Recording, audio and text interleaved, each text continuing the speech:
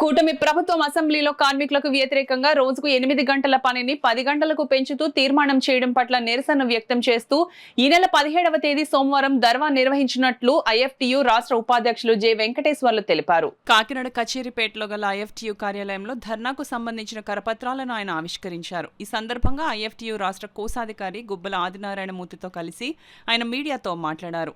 ఈ కార్యక్రమంలో నాయకులు కె నరసింహ, తాతారావు, చందారావు, ఆదివిష్ణు, అప్పలరాజు, మహేష్, త్రినాథ్ స్వామి, వరలక్ష్మి, శ్రీకాంత్, దుర్గా మహేష్ తదితరులు పాల్గొన్నారు. ఇటీవల చంద్రబాబు నాయుడు ఈ నెల 14-15 తేదీల్లో విశాఖలో పెట్టుబడుల సదస్సు నిర్వహించారు. ఈ పెట్టుబడుల సదస్సు పేరుతోటి పెట్టుబడిదారులకు పెద్ద ఎత్తున ఉచితంగా భూములు, నీరు, పన్నులు రాయితీలు కల్పించడానికి ముందుకొచ్చారు.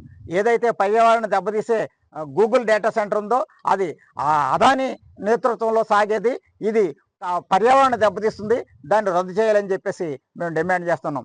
ఏదైతే బీఓసీ బోర్డుని నిర్వీర్యం చేస్తూ ఉన్నారో దాన్ని కొనసాగించాలని చెప్పేసి మేము డిమాండ్ చేస్తున్నాం. బీఓసీ బోర్డులో సంక్షేమ పథకాలు అమలు చేయాలని డిమాండ్ చేస్తున్నాం. అంతేకాకుండా వాటిలో పెన్షను, ఈ పిఎఫ్, ఈఎస్ఐ లాంటి సౌకర్యాలు లేవు, వాటిని కల్పించాలని డిమాండ్ చేస్తున్నాం. అంతేకాకుండా ఆటో, మోటార్, హమాలీ రంగాలకు ప్రత్యేక బోర్డు ఏర్పాటు చేసి వాళ్ళ సంక్షేమాన్ని కూడా పట్టించుకోవాలని చెప్పేసి మేము డిమాండ్ చేస్తూ ఉన్నాం. అంతేకాకుండా anganwadi, ASHA, mid day meal వంటి స్కీమ్ వర్కర్లకి ప్రభుత్వ ఉద్యోగులుగా గుర్తించాలని, ప్రతి కార్మికుడికి, ప్రతి కాంట్రాక్ట్ ఉద్యోగికి నెలకి 26,000 రూపాయల జీతం చెల్లించాలని తదితర డిమాండ్లతో సాగే ఈ ధర్నాను కార్మిక వర్గం జయప్రదం చేసి ప్రభుత్వం మెడలో వంచి తమ హక్కులు సాధించుకోవాలని కార్మిక వర్గానికి పిలుపునిస్తాము. గత ప్రభుత్వాలు చేయలేదు, మీరు చేయలేదు.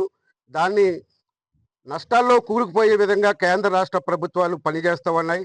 వాళ్ళకి స్వతంత్ర గనులు కేటాయించకుండా అభివృద్ధి చెందాలని మాట్లాడుతున్నారు. 1000 కోట్లు ప్రభుత్వ వాళ్ళ స్టీల్ ప్లాంట్ ధనాన్ని తీసుకుంటూ ఉన్నారు. నష్టాల్లో కూరుకుపోవడానికి ప్రభుత్వమే కారణమని ఈ సందర్భంగా తెలియజేస్తున్నాం. ఒక పక్క రాష్ట్రంలో విపరీతమైన ధరలు పెరిగి కార్మికులు నష్టాల్లో అప్పులతో కూరుకుపోతూ ఉంటే ఏ విధమైన జీతాలు పెంచకుండా ఆ పాత పద్ధతులను కొనసాగించడం దుర్మార్గమైన చర్య. ఈ చర్యను తీవ్రంగా ఖండిస్తున్నాం. అలాగే గ్రామాల్లో పంచాయతీ కార్మికుల యతలు తీరని విధంగా ఉన్నాయి. వాళ్ళకి 30%, 40% కోతలు పెట్టి నష్టాల్లో కూలిపోయే, అప్పుల్లో కూలిపోయే విధంగా ఒక్కొక్క పంచాయతీలో ఒక్కొక్క రకమైన జీతాలు ఇస్తున్నారు. ఒక చోట కేంద్ర ప్రభుత్వం ఇచ్చే నిధులతోటే పంచాయతీలు నడుస్తున్నాయి తప్ప రాష్ట్ర ప్రభుత్వం అరకొర ఇస్తున్నారు. అప్పుడు మేము జీతాలు ఇవ్వలేము, పంచాయతీలు నిధులు ఇవ్వని మాట్లాడుతున్నారు గ్రామ పంచాయతీ కార్యదర్శులు, సర్పంచులు.